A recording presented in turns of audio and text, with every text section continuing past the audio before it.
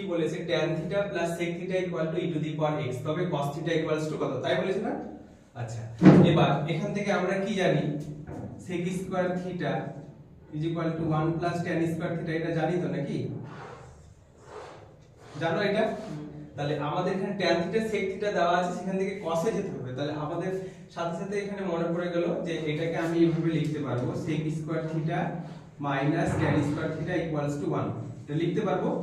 আচ্ছা, এবার এখানে কি আকারে আছে দেখো তো, a square minus b square আকারে আছে। তাহলে এটার ফর্মুলা কি, a plus b into a minus b।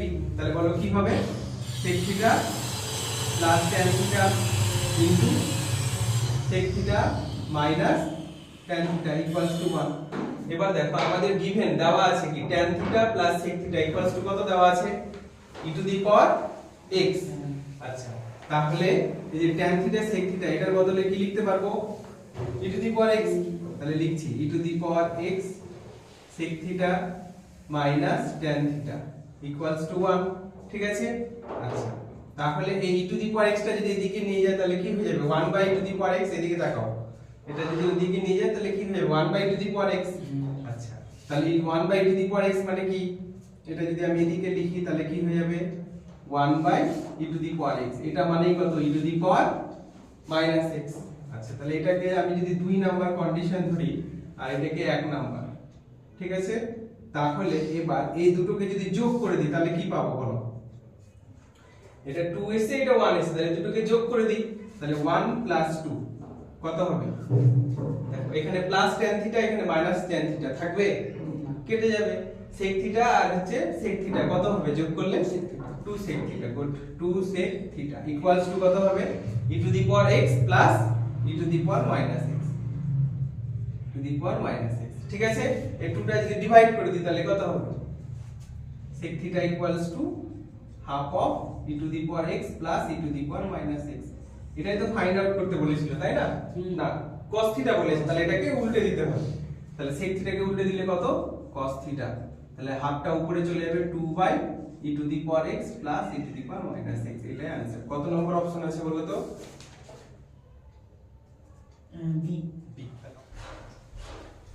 পরবর্তী 10 নম্বর অঙ্কটা দেখো কি আছে, sin 45 degree cos 65 plus sin 135 cos 150 degree এর মান কত, ঠিক আছে? তাহলে দেখো sin 45 ডিগ্রি যা আছে তাই রাখলাম, cos 65 ডিগ্রিটাও থাকলো, ঠিক আছে? প্লাস এটাকে আমি কি করব, 90 ডিগ্রি গুণিতক আকারে লিখব, তাই না? 90 ইনটু 2 মাইনাস কত হবে 45 ইনটু cos 90 ডিগ্রি প্লাস কত হবে 25 ডিগ্রি, ঠিক আছে?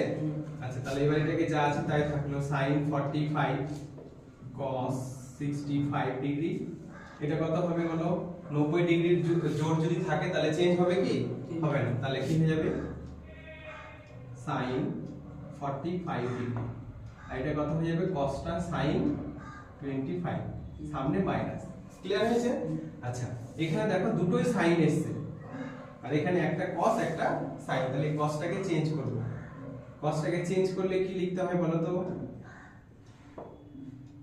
কি লিখতে হয়, sin 90 ডিগ্রি মাইনাস 25 ডিগ্রি, এটা লিখতে পারবো। দেখো তো cos 90 মাইনাস 25 ডিগ্রি লিখতে পারবো, প্লাস sin 45 ডিগ্রি, প্লাস মাইনাসে মাইনাস আসবে, ঠিক আছে? sin 45 ডিগ্রি কমন নাও, cos 90 ডিগ্রি মাইনাস থিটা মানে কত, cos 90 মাইনাস থিটা মানে কত, sin থিটা, হ্যাঁ, তাহলে এটা কত, sin 25 degree minus sin 25 degree, তাহলে দুটো কেটে কি হবে 0, তাহলে sin 45 degree into 0 equals to 0, এটা आंसर, তাহলে অপশন এ।